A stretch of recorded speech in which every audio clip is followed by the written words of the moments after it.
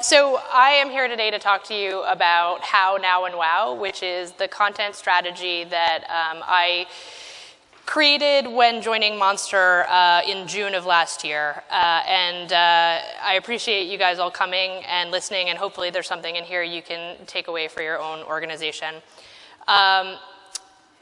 The thing that I'm really talking to you about is this. We're talking about eyeballs. I know we all have our own separate KPIs to hit as content creators.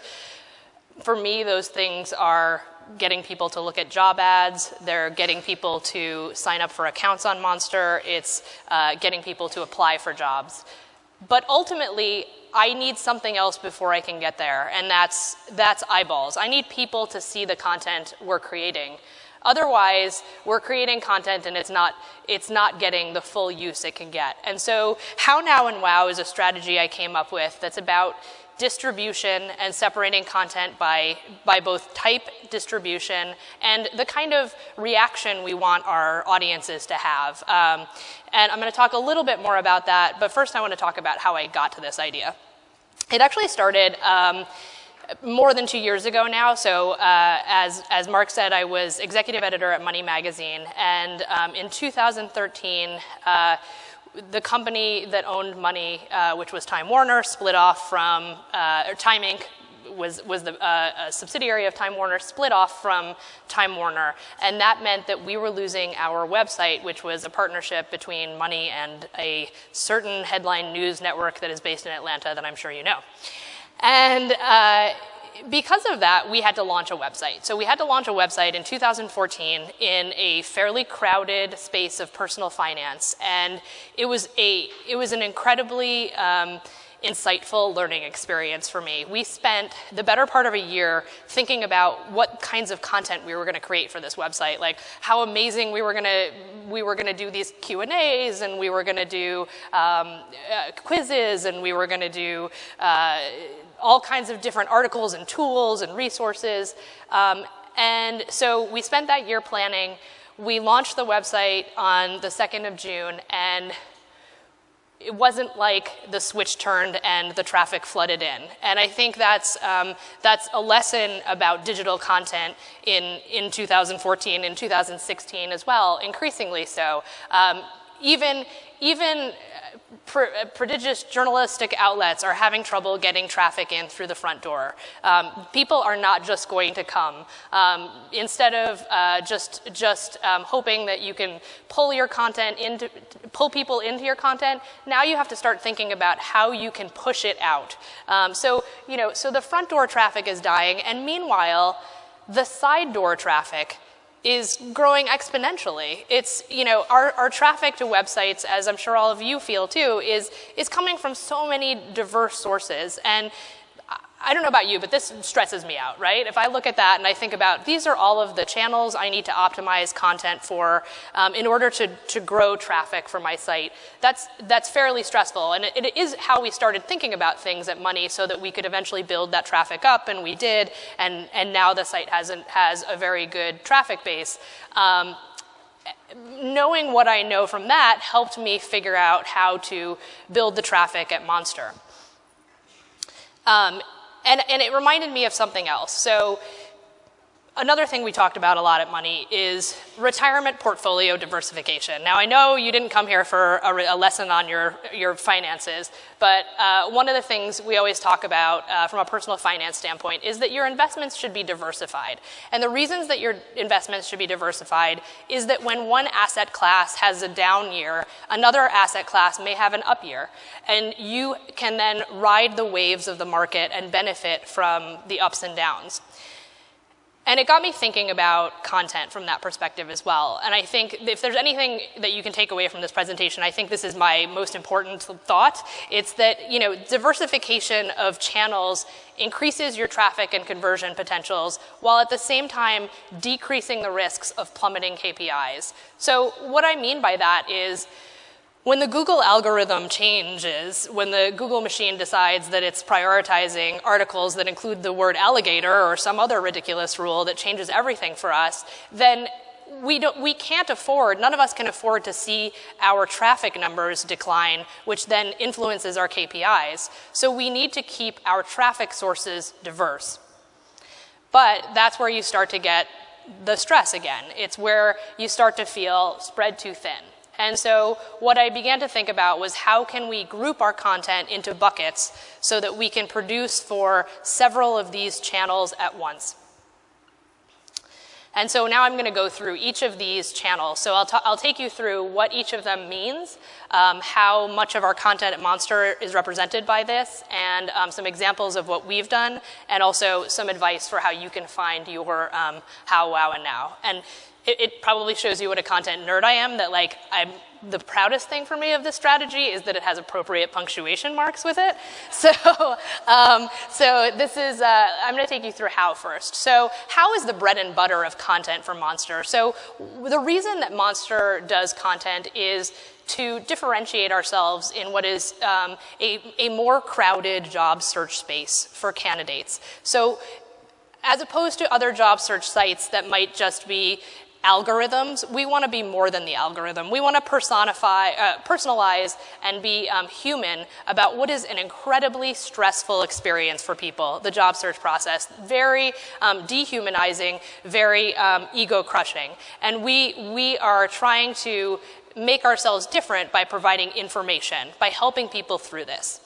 So how is educational content that we're doing? So anything that helps our audience figure out how to job search better, what are the secret hacks, the things that can help you get ahead in your career, anything that helps you do something that is surrounding your career or your job.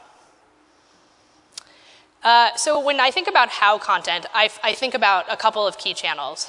The first is obviously SEO. So we have a very close partnership with the site SEO director and his agency, which is 360i, and they help us optimize the content that already exists on the site. One of the benefits that Monster has is, I said this before, we are a web 0.25 company. We were the 459th URL, 457th, I think, URL ever registered. And so we have a lot of search equity, which is a good thing and a bad thing. We have a lot of old content that ranks very highly, but it's not the voice necessarily that we want to be putting out there today. So we have an SEO agency that helps us optimize existing content and allows us to change it to make it fresh, kind of helping us tend our garden. Also to help us create new content that's around the terms that people are searching. Email is a great channel for how content. We see a very high click-through rate on how-to content in our email channels. Social, again, is great for this kind of content as well. And paid, it's what does really well for us in Taboola and Outbrain. In video content, I think it's a way for people to consume how-to and service content in different ways. And in syndication, Monster syndicates content with Fortune, Fast Company, Mike.com, and we have partnerships with 800 newspapers. So a lot of the how-to content is what also interests our syndication partners. So of our content portfolio, as I said, this is our bread and butter, so it represents about 50% of our content portfolio. I'm just going to give you a couple of examples of things we've done that are how stories. And some of what we do is geared specifically towards search, and some of it is more geared toward click. So something we'd put in an email that we think would have a high click-through rate, something that someone didn't know they wanted to know, but once they see it in front of them, they realize that it's something they're interested in. So here's something that we thought would do, we saw a need for both in search and in click-through. So companies that pay 100% of your health insurance premium, like a lot of workers are really struggling under high deductibles and high premiums. So this was something we got a lot of traction out of. This is a series of stories we do called How to Answer the Job Interview Question blank. There's a lot of search equity for these kinds of phrases. And as you can see, besides being something that we get traffic to on our own site, on our own platform, it's something that our syndication partner, in this case, Fast Company, picked up. And it's something that performs incredibly well in our social channels as well. But some of what we do in the how category is more for the click-through. This is an example of that. Like, nobody's looking for job interview exercises from improv coaches. Nobody's looking for salary tips from an FBI hostage negotiator, but we think that people might be a little bit interested in that when they see the headline. We have at our disposal a career expert with Monster who is a former recruiter who is also does media appearances for us and writes for us. So she does quite a bit of writing for us in this how category. And one of the things she does regularly is our Ask Vicky, which is something we do. We actually have her answer questions on Quora.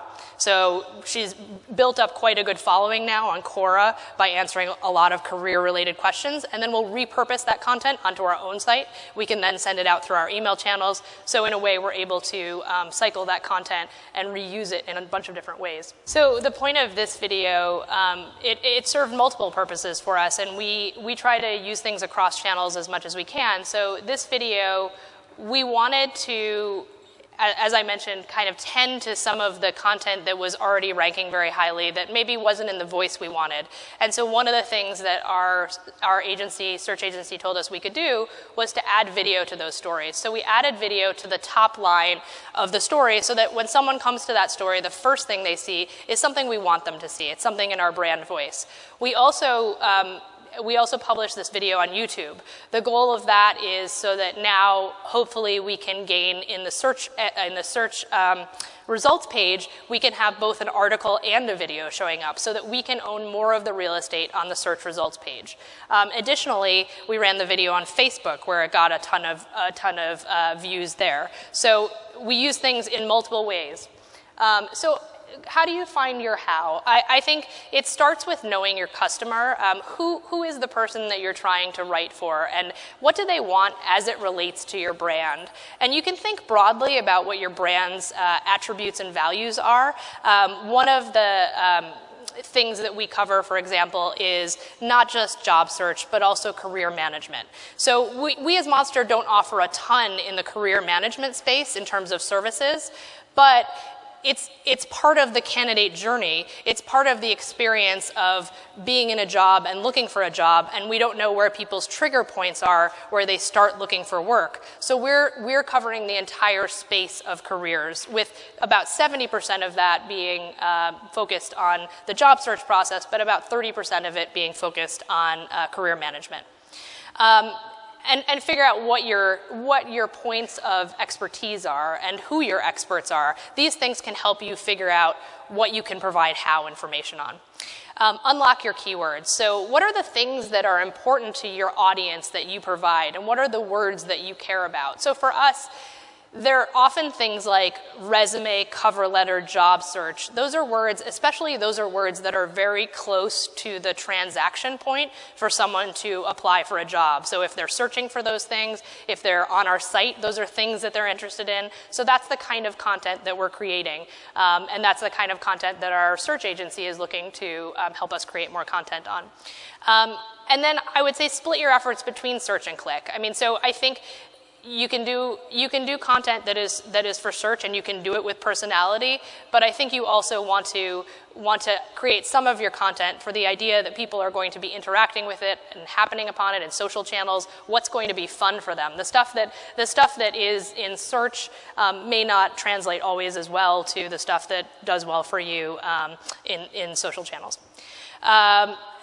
I think, additionally, you want to review your analytics regularly and see what is performing. So for us, I know that there are certain topics that perform very well for us. One of them is advice about interviewing, like the job search questions. Another is career misery. So someone who's very unhappy in their work, someone who's feeling like their boss plays favorites, or they feel like they're in a toxic work environment. Those things do very well for us. Another thing that does well for us, but that I don't tackle that much, or that I don't have my team tackle that much, is career fear. So that resonates very well, and we get high click-through rates on it. So, and by career fear, I mean things like are you making these tragic job search mistakes?